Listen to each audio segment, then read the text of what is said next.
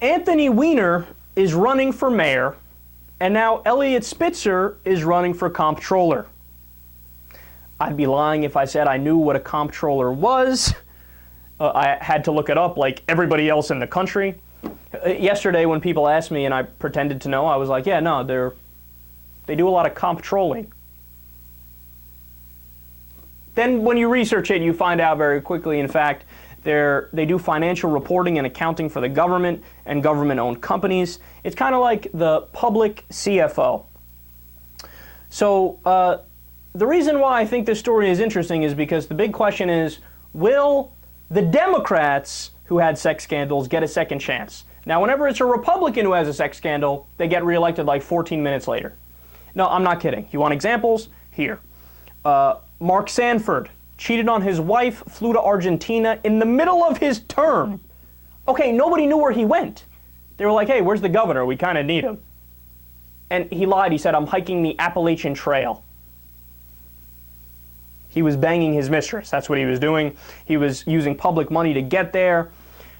He ended up getting reelected. And this is a guy who ran on family values and fiscal conservatism. This jackass said in his campaign, we use both sides of the Post-it note because we don't want to waste any money. Really? Well, what about that jet fuel you use to get to bang your mistress? That's public dollars. Does that not count? Unbelievable. But he got elected now as a congressman, re-elected as a congressman, I should say. He was congressman, governor, and now congressman again. Way to go, voters of North Carolina. Or was it South Carolina? Don't quote me on that. Who else we got? Newt Gingrich. Newt Gingrich cheated on his wife when she was on her cancer deathbed and then left her. This is a family values Republican. And he's also on like his 47th wife, but guess what? When he ran in 2012, of course he wasn't successful, but nobody brought it up.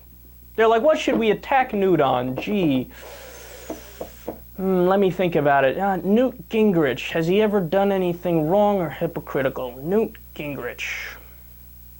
They didn't bring it up. They didn't bring it up. David Vitter got caught with prostitutes. He never even went away.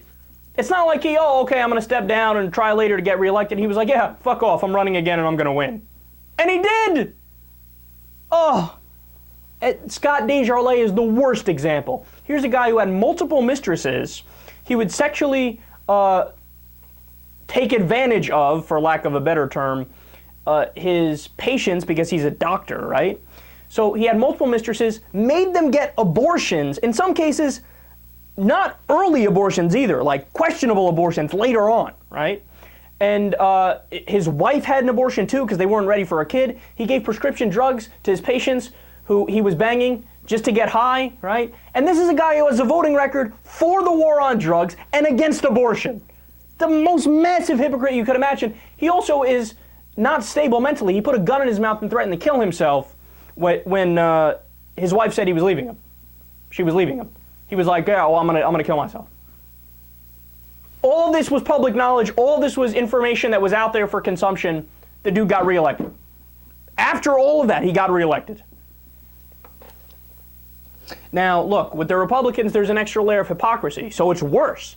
Because they tell you, I'm for one man, one woman, I hate gay people, it's all about family values, I'm going to vote against the drug war. At least the Democrats don't have that layer of hypocrisy. Now, I'm not condoning what Anthony Weiner did or what Eliot Spitzer did, but the fact of the matter is, if those jackasses can get a second chance, and they have the extra layer of hypocrisy, and their sex scandals were worse by their very nature, why not give the people who actually did their job right and looked out for the American people, why not give them a second chance? Because if anybody deserves it, it's them.